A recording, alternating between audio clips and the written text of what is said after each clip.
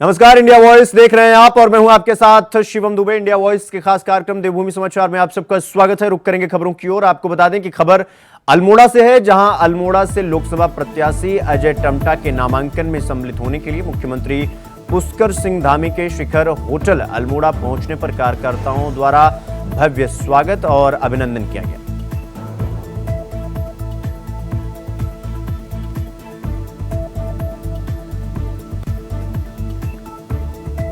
तो बीजेपी कार्यकर्ताओं ने मुख्यमंत्री का स्वागत किया और आज अजय टम्टा का नामांकन है और इस नामांकन में शामिल है। इस खबर पर हमारे सहयोगी अभय केंतुरा हमारे साथ लाइन पे हैं। अभय, आज अजय टम्टा का नामांकन है और नामांकन में मुख्यमंत्री भी शामिल हो रहे हैं, और कौन कौन से नेता हैं जो नामांकन में शामिल हो रहे हैं? ये कह सकते हैं कि बीजेपी प्रत्याशियों के आज से नामांकन शुरू होंगे, जिसमें बीजेपी के आज 2 प्रत्याशी अपना नामांकन यहाँ पर कर रहे हैं। अल्मोड़ा सीट से पार्टी के जो प्रत्याशी अजय टम्टा, जो पूर्व में भी सांसद रहे, उनका आज यहाँ पर नामांकन है। मुख्यमंत्री पुष्कर सिंह धामी उनके इस नामांकन में यहाँ पर पहुंचे हैं। पार्टी के प्रदेश अध्यक्ष वहां पर पहुंचे हैं। सबसे बड़ी बात है कि बीजेपी को उम्मीद है कि शुरुआत इस सीट से यहाँ पर होगी, क्योंकि जिस प्रकार से बीजेपी की सरकार ने काम किया, चाहे राज्य की सरकार हो या केंद्र की सरकार हो, उनकी जो उपलब्धियां हैं उन उपलब्धियों से जनता लाभान्वित है और लगातार भाजपा को सहयोग यहाँ पर मिल रहा है। अभी तक की जो चुनाव की जो परिस्थिति यहाँ पर बनी है, बीजेपी के लिए इस बार का चुनाव काफी आसान यहाँ पर दिख रहा है। बड़े मार्जिन से बीजेपी यहाँ पर चुनाव की जीत का अपना आकलन यहाँ पर लगा रही है, क्योंकि अभी तक कांग्रेस पार्टी जो मुख्य विपक्षी दल है वो अपने ही अंतर्द्वंद में फंसी हुई नजर आ रही है। अल्मोड़ा सीट पर पार्टी ने प्रत्याशी तो घोषित किए, लेकिन जिस प्रकार से अभी भी पार्टी के दिग्गज नेता अपने प्रत्याशियों के साथ खड़े नजर नहीं आए, तो उससे साफ तौर पर कहा जा सकता है कि बीजेपी की जो चुनावी तैयारियां वो काफी मजबूत है और लगातार बीजेपी को इसका लाभ भी यहाँ पर मिल रहा है। आज नामांकन के समय में कह सकते हैं कि जिस प्रकार से मुख्यमंत्री पुष्कर सिंह धामी का स्वागत अल्मोड़ा की जनता वहां पर कर रही है, जिस भव्य तरीके से मुख्यमंत्री के स्वागत और मुख्यमंत्री को सुनने के लिए जनता वहां पर पहुंची है, उनको देखने के लिए जनता वहां पर पहुंची है, तो ऐसे में कहा जा सकता है कि बीजेपी की चुनावी तैयारियां काफी मजबूत है और काफी बीजेपी को लाभ पहुंचाने वाली भी नजर आ रही है। आप से कुछ देर में कह सकते हैं कि पार्टी के जो प्रत्याशी है बीजेपी के अजय टम्टा, वो अपना नामांकन यहाँ पर करेंगे, कलेक्टर परिसर यहाँ पर पहुंचेंगे। इसके साथ ही हरिद्वार सीट पर भी जो बीजेपी के जो प्रत्याशी हैं उनकी तरफ से डिजिटल नामांकन यहाँ पर कर दिया गया है। तो ये समझा जा सकता है कि बीजेपी की चुनावी तैयारी मजबूत है और कल से ये कह सकते हैं कि बीजेपी अपने बूथ के जो कार्यक्रम है वो कार्यक्रम करते हुए नजर आएंगे। जी अभय, एक तो अजय टम्टा आज नामांकन करने के लिए जा रहे हैं और अब ऐसे में मुख्यमंत्री धामी के साथ और भी तमाम मंत्री जो है वो मौजूद हैं आज, जैसा कि आपने बताया। अब सवाल ये है कि एक तरफ तो अजय टम्टा पूरे लश्कर के साथ पहुंचे हुए नामांकन कर रहे हैं, अपना दबदबा दिखा रहे हैं, वहीं दूसरी तरफ कांग्रेस अभी अभी अपने 2 प्रत्याशियों के नामों का ऐलान नहीं कर पाई है। ये क्या दर्शाता है अभय? बिल्कुल, इसे इस रूप में समझा जा सकता है कि उत्तराखंड में विपक्षी पार्टी इस समय जिन वायदों के साथ यहाँ पर उतरनी चाहिए थी, जिस मजबूती के साथ चुनाव में उसे यहाँ पर जाना चाहिए था, वो यहाँ पर होता हुआ दिख नहीं रहा है। कांग्रेस के लिए सबसे बड़ी चिंता सत्ताधारी दल से चुनावी मुकाबला लड़ने की नहीं है। कांग्रेस के लिए सबसे बड़ी चिंता उनके पार्टी के नेता इस समय यहाँ पर बनते हुए नजर आ रहे हैं, क्योंकि पार्टी के जो सीनियर नेता है कांग्रेस के, वो चुनाव लड़ने से पहले ही यहाँ पर मना कर चुके हैं। अभी भी ये कह सकते हैं कि चाहे हरिद्वार की सीट हो या नैनीताल की सीट हो, पार्टी वहां पर अपने प्रत्याशी उतार चुनाव मैदान में घोषित नहीं कर पाएगी। और ऐसे में समझा जा सकता है कि जब वरिष्ठ नेताओं से यहाँ पर पूछा जा रहा है कि क्या वो चुनाव यहाँ पर लड़ेंगे, तो पूर्व मुख्यमंत्री हरीश रावत जैसे जो वरिष्ठ नेता है, जो कद्दावर नेता, वो चुनाव लड़ने से यहाँ पर मना कर रहे हैं। नेता प्रतिपक्ष यशपाल आर्य यहाँ पर चुनाव लड़ने से मना कर चुके हैं। पूर्व में प्रीतम सिंह भी यहाँ पर चुनाव लड़ने से मना कर चुके हैं। तो ये समझा जा सकता है कि भाजपा की चुनावी तैयारियां काफी मजबूत है और उन चुनावी तैयारियों के सामने इस समय जो विपक्षी पार्टी है वो काफी यहाँ पर डरी सहमी यहाँ पर नजर आ रही है। ये कह सकते हैं कि चुनावी तैयारियों में भाजपा से बहुत पीछे इस समय कांग्रेस पार्टी नजर आ रही है। जी अभय, बीजेपी के जो प्रत्याशी हैं अजय टम्टा और उधर कांग्रेस के प्रदीप टम्टा, तो ये जो सीट है, आरक्षित सीट है, टम्टा वर्सेस टम्टा की लड़ाई है। 2019 में हमने देखा था कि अजय टम्टा ने प्रदीप टम्टा को हराया था और एक बार फिर दोनों आमने सामने हैं। इसको लेकर के क्या लगता है? क्योंकि बीजेपी के जो नेता हैं वो तो अजय टम्टा के साथ कंधे से कंधा मिलाकर खड़े हैं, लेकिन वहीं कांग्रेस अपने प्रत्याशियों के नामों का ऐलान नहीं कर पाई है और जिन नामों का ऐलान किए उनके साथ खड़े हुए दिखाई नहीं दे रहे, इवन उनके प्रत्याशी भी भाग खड़े हुए रहे। तो ऐसे में क्या कुछ देखते हैं आप इस सीट पर? उत्तराखंड की जो अभी तक की जो सियासत रही है 2019 से पहले के जो चुनाव यहाँ पर हुए हैं, उन चुनावों के आधार पर कहा जा सकता था कि जो मुख्य मुकाबला था बीजेपी और कांग्रेस के बीच में ही देखने को मिलता था। दोनों ही दल आपस में एक दूसरे को मात देते हुए नजर आते थे। चुनावी मुकाबला काफी कड़ा रोचक यहाँ पर देखने को मिलता था। लेकिन इस बार यानी 2019 के बाद से अभी तक की जो परिस्थितियां यहाँ पर बदली है, ऐसे में विपक्ष काफी कमजोर यहाँ पर दिखा। अभी भी वर्तमान परिस्थितियों की अगर हम बात करते हैं तो कांग्रेस की तरफ से 3 सीटों पर प्रत्याशी तो घोषित कर दिए गए।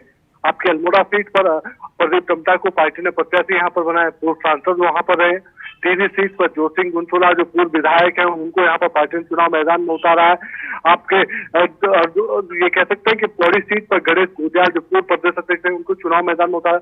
लेकिन इन तीनों ही प्रत्याशियों के साथ अभी तक पार्टी का कोई भी बड़ा नेता चुनाव प्रचार करता हुआ नजर नहीं आया। खुद अपना प्रदेश अध्यक्ष अभी तक इनके साथ चुनाव प्रचार में अभी तक निकल पाए, न पार्टी के जो दूसरे वरिष्ठ नेता थे वो इनके साथ नजर आया, न ही केंद्र के कोई बड़ा नेतृत्व, बड़े नेता यहाँ पर उत्तराखंड का रुख यहाँ पर कर रहे हैं, जिससे ये समझा जा सके कि विपक्ष की तैयारियां मजबूत है। आप अंदाजा इस बात से भी विपक्ष की तैयारियों का लगा सकते हैं कि जो पार्टी के जो प्रदेश प्रभारी है कुमारी शैलजा, जिनके कंधों पर सबसे बड़ी जी अभय बहुत बहुत धन्यवाद आपका हमारे साथ जुड़ने के लिए। खबर हरिद्वार से है, जहां लोकसभा सीट से भाजपा प्रत्याशी त्रिवेंद्र सिंह रावत ने अपना ऑनलाइन नॉमिनेशन किया है। आपको बता दें कि भाजपा के जिला कार्यकर्ता कार्यालय से भाजपा प्रत्याशी त्रिवेंद्र सिंह रावत ऑनलाइन नॉमिनेशन किया है। साथ ही ऑनलाइन नॉमिनेशन के दौरान पूर्व सांसद रमेश पोखरियाल निशंक, पूर्व प्रदेश अध्यक्ष मदन कौशिक, पूर्व कैबिनेट मंत्री स्वामी यतीश्वरानंद शाहिद साईं और कई भाजपा कार्यकर्ता मौजूद रहे।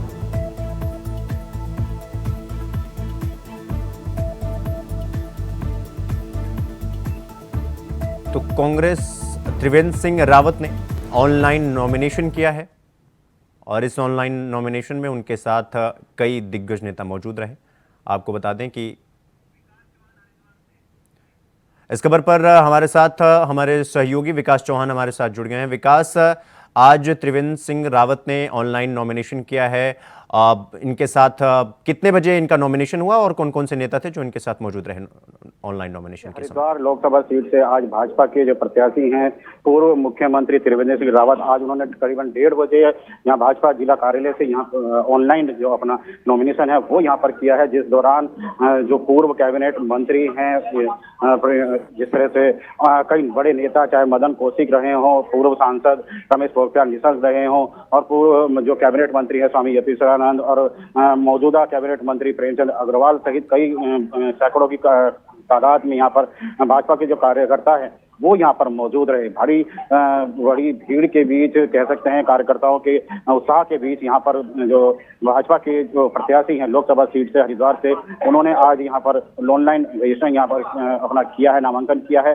साथ ही उन्होंने इस मौके पर पत्रकारों से वार्ता करते हुए ये अपनी जो मुख्यमंत्री रहते हुए जो योजनाएं उनके तरफ से चलाई गई, चाहे उसमें अटल आयुष्मान कार्ड हो, चाहे अन्य दूसरे जो उनके द्वारा काम किए गए हों, चाहे रमेश पोखरियाल निशंक के कार्यकाल में जो यहाँ पर विकास कार्य किए गए हैं, उनको भी उन्होंने भाजपा की अपनी योजनाओं में शामिल करते हुए कहा है कि भाजपा लगातार देश को आगे बढ़ाने का काम कर रही है, जिस मुद्दों पर ही वो इस चुनाव में उतरे हैं। जी विकास, सवाल ये है कि आज भाजपा के दो प्रत्याशी चाहते हुए, एक त्रिवेंद्र सिंह रावत, दूसरे अजय टम्टा, दो लोगों ने, एक ने ऑनलाइन और एक ने ऑफलाइन जाकर आज ऑनलाइन वो चुनाव का नामांकन किया। अब सवाल यह है कि अभी उधर देखा जाए विपक्ष की तरफ से तो कांग्रेस की अभी दो सीट ऐसी है जिन पर प्रत्याशियों के नामों का ऐलान ही नहीं हुआ है, तो क्या कांग्रेस बैकफुट पर दिखाई दे रही है? इस तरह से देहरादून में भी आप जिस तरह से हमारे सहयोगी बता रहे थे कि जिस तरह से कांग्रेस अभी पिछड़ती भी यहाँ पर दिखाई दे रही है, क्योंकि हरिद्वार एक विशेष सीट यहाँ पर है। अभी कांग्रेस ये तय नहीं कर पाई है कि किसको यहाँ पर टिकट दिया जाए। हालांकि जिस तरह से जो सूचनाएं सूत्रों के मुताबिक जो सूचनाएं मिल रही हैं उसके अनुसार हरीश रावत और उनके बेटे के बीच लगातार ये जारी है कि वो किसको पार्टी वोट देगी। हालांकि हरीश रावत चुनाव लड़ने से मना कर चुके हैं, लेकिन पार्टी उन्हीं पर दाव खेलना चाहती है, उनके पुत्र पर। वहीं अगर हम भाजपा की बात करें तो उनका साफ कहना है कि जो पार्टी अभी तक अपने नाम की घोषणा नहीं कर पाई है, तय नहीं कर पाई है, वो अब चुनाव में किस तरह से उतरेगी, कितने मनोबल से उतरेगी। तो इसलिए कह सकते हैं कि भाजपा पहले से ही चुनाव शुरू होते ही कहीं ना कहीं आगे बढ़ती हुई, बढ़त बनाती हुई यहाँ पर दिखाई दे रही है। जी विकास, यहाँ पर देखा जाए तो 19 अप्रैल को पहले चरण का चुनाव होना है और अभी तक कांग्रेस के 2 प्रत्याशियों का नामों का ऐलान नहीं हुआ है। तो प्रत्याशियों के नामों का ऐलान कब तक होगा, इसको लेकर क्या सूचना है? क्या आज हो सकता है, कल हो सकता है? आपके पास इसको लेकर के क्या जानकारी है? और दूसरा सवाल ये कि जिस तरीके से बीजेपी बढ़ चढ़ करके उत्तराखंड में मैदान में उतरी हुई है, वहीं कांग्रेस को देखा जाए तो कांग्रेस नेग्लिजिबल मान के चलिए कि जिस तरीके से वो प्रत्याशियों के नामों का ऐलान कर रहे हैं, उनके प्रत्याशी भी उनकी पार्टी छोड़कर हट जा रहे हैं, इवन चुनाव लड़ने से भी मना कर दे रहे हैं। जी बिल्कुल, कहीं ना कहीं जिस तरह से कांग्रेस लगातार पिछड़ती हुई यहाँ पे दिखाई दे रही है। जहां तक नामों की बात करें, अभी नाम हरिद्वार विधानसभा लोकसभा सीट से अभी नाम भी तय नहीं हुआ है। लगातार रोज यही बात आ रही है कि कहीं ना कहीं हरीश रावत आगे आते हैं या उनका पुत्र के नाम ज्यादा आता है। और सूत्रों के अनुसार अगर हम बात करें कब तक ये फाइनल होना है, देर रात आज, क्योंकि ये भी बताया जा रहा था कि कल देर रात जो नाम की घोषणा होनी थी, हालांकि वो आज देर रात तक के लिए उसको टाल दिया गया है। और आज कहीं ना कहीं फैसला कांग्रेस की तरफ से यह आने वाला है कि हरिद्वार और जो अन्य सीट जो उत्तराखंड की है उस पर कौन कांग्रेस का प्रत्याशी यहाँ पर चुनाव लड़ेगा। तो इसके साथ ही अगर हम बात करें भाजपा के जो जिस तरह से पूरा समीकरण भाजपा ने अपना बैठाया है, लोगों से संपर्क लगातार पहले दिन से ही शुरू कर दिया है, वहीं जिस तरह से कांग्रेस के जो बड़े नेता हैं, बड़े नाम हैं, वो पार्टी छोड़कर कांग्रेस में लगातार, भाजपा में लगातार शामिल हो रहे हैं। इससे कहीं ना कहीं कांग्रेस एक और कारण से पिछड़ती भी यहाँ दिखाई दे रही है। आज भी अगर हम बात करें हरिद्वार ग्रामीण क्षेत्र के जिस तरह से कांग्रेस में बड़े निर्णायक वो साबित रहे, उनके जो सपोर्ट रहा हरीश रावत की पुत्री के साथ अर्जुन चौहान जो रहे हैं, वो भी आज भाजपा में दोबारा यहाँ पर शामिल हो गए हैं। तो कह सकते हैं चाहे छोटा नाम हो चाहे बड़े भाजपा के में शामिल होते हैं यहाँ पर दिखाई दे रहे हैं। जी विकास, बहुत बहुत धन्यवाद आपका हमारे साथ जुड़ने के लिए। तो त्रिवेंद्र सिंह रावत ने आज ऑनलाइन चुनाव का नॉमिनेशन किया। आपको बता दें कि भाजपा के प्रत्याशी त्रिवेंद्र सिंह रावत ने आज नॉमिनेशन किया और इनके साथ कई शीर्ष नेता ऑनलाइन नामांकन में मौजूद रहे। तो भाजपा प्रत्याशी त्रिवेंद्र सिंह रावत आज ऑनलाइन नॉमिनेशन यानी पर्चा दाखिला कर दिया है और उनके साथ कई शीर्ष नेता इस ऑनलाइन नॉमिनेशन में उनके साथ मौजूद रहे। ये आप देख सकते हैं कि त्रिवेंद्र सिंह रावत ने आज ऑनलाइन नॉमिनेशन किया और ये उनके साथ में भाजपा के नेता उनके साथ मौजूद रहे। नॉमिनेशन के बाद उनको बुके देकर स्वागत किया गया। तो उत्तराखंड के मुख्यमंत्री पुष्कर सिंह धामी क्या कुछ कह रहे हैं, चलिए सुनवाते हैं आपको। अल्मोड़ा के इस बहुत ही ऐतिहासिक और सांस्कृतिक नगरी से हो रहा है, उसमें हम सब के बीच में अभी आप सब लोग जिनको सुन रहे थे, हमारे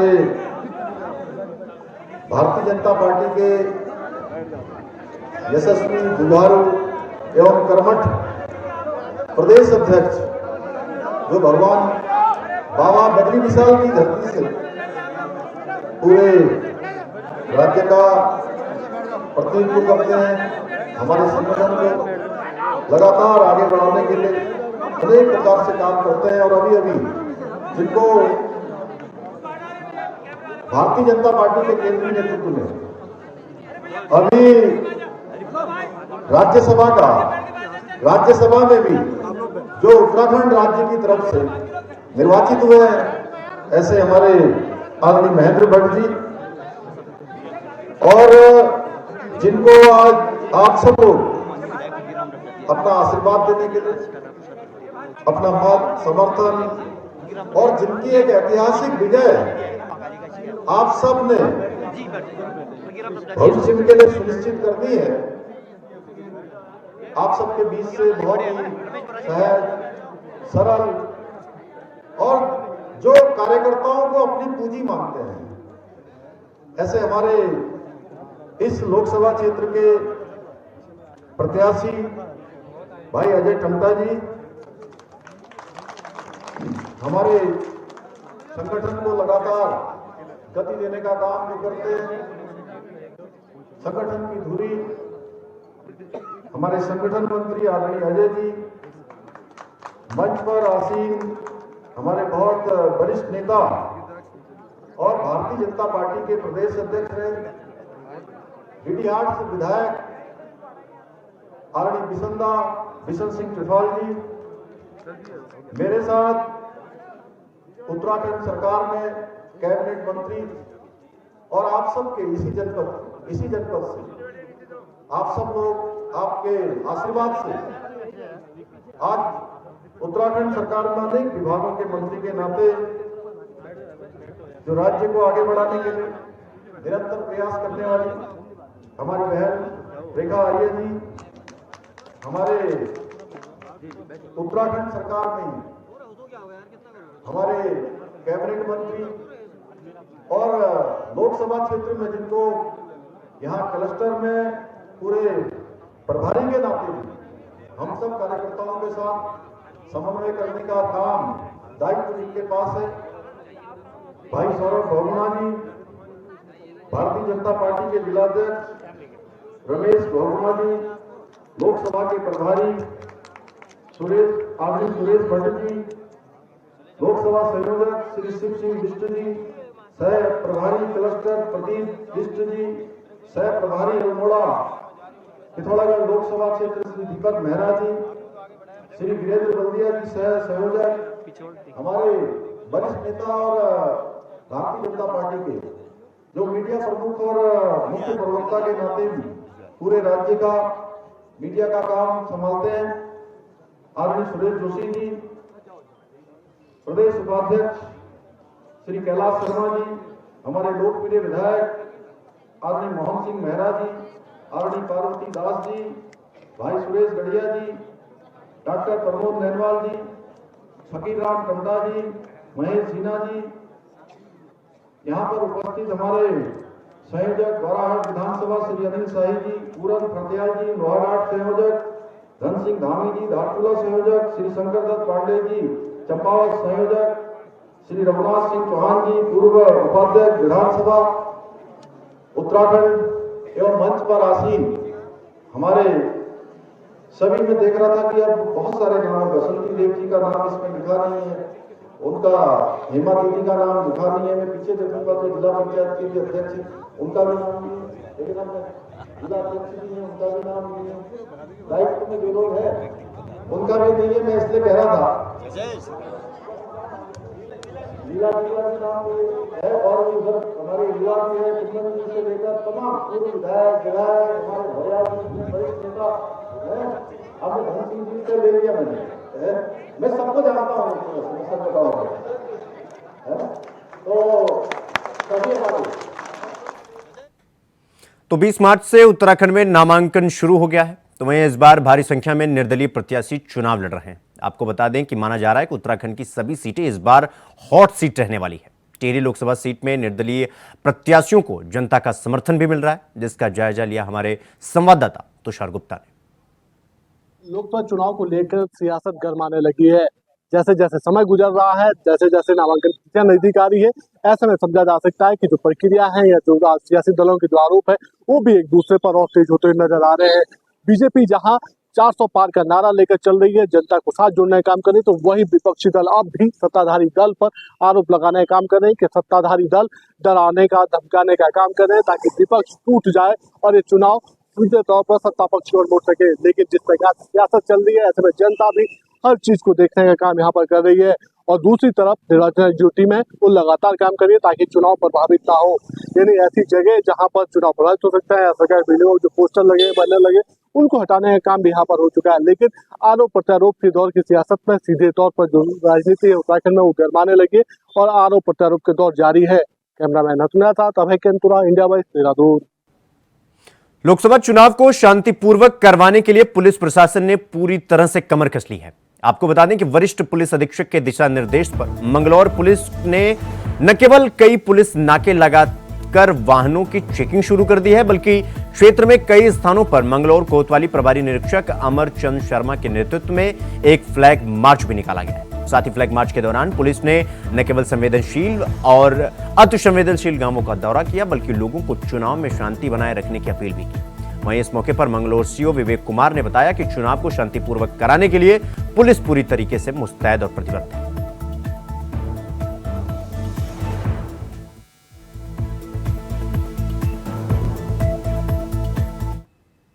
सीमा क्षेत्र है हमारे, वहाँ पे लगातार राउंड द क्लॉक जो है हमारी स्टैटिक सर्विलेंस टीम उसमें लगातार चेकिंग करती है। इसके साथ साथ जो हमारी फ्लाइंग स्क्वाड टीम है वो भी लगातार सूचना आने पर जो है छापेमारी करती है और इस संबंध में लगातार कार्रवाई अवैध शराब, कच्ची शराब और NDPS के मामले और बाकी और भी कोई सूचना अगर मिल रही है उस पर लगातार टीमें जा रही हैं कार्रवाई।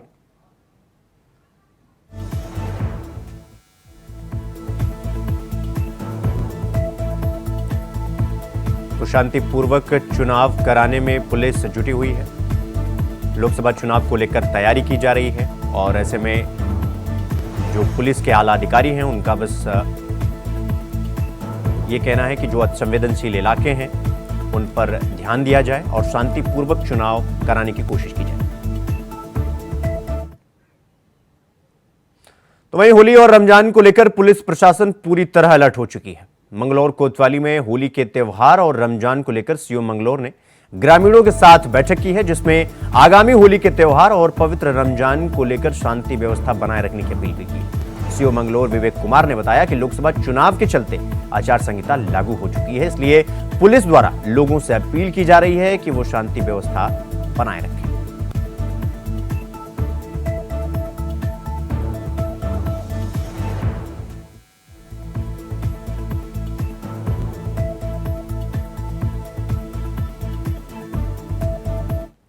आज ये कोतवाली मंगलौर में जो आसपास के गांव के प्रधान हैं, मौजूद व्यक्ति हैं, पूर्व प्रधान साहिबान हैं, सबकी एक मीटिंग ली गई थी और मीटिंग का उद्देश्य है जो होली, रमजान और आगामी लोकसभा चुनाव को लेकर जो एक अपील थी हमारे द्वारा कि इसमें शांतिपूर्ण तरीके से होली का, रमजान का त्यौहार मनाया जाए और MCC जो वायलेशन है उस पर भी सख्ती से एक बार एक हमने गाइडलाइन आपको दी है। इसमें सभी का सहयोग भी और साथ साथ ये भी मैसेज दिया गया कि अगर कोई माहौल ख़राब करने की कोशिश करेगा तो उनके खिलाफ सख्त से सख्त कार्रवाई की जाए। खबरों में आगे बढ़ेंगे। अगली खबर देहरादून से है, जहां 2 राज्यों के बॉर्डर के बीच चेकिंग में बदमाश फंस गए। तो वहीं चेकिंग के दौरान पुलिस टीम ने बदमाशों का पीछा किया। बदमाशों द्वारा फायर करने के बाद बिहारीगढ़ और क्लेमेंट टाउन पुलिस ने बदमाशों की घेराबंदी कर दी, जहां बदमाशों और पुलिस में मुठभेड़ हुआ। मुठभेड़ में बदमाश के पैर में गोली लगी। आपको बता दें कि 2 दिन पहले ऋषिकेश में सुनार से हुई लूट की घटना में बदमाश शामिल था।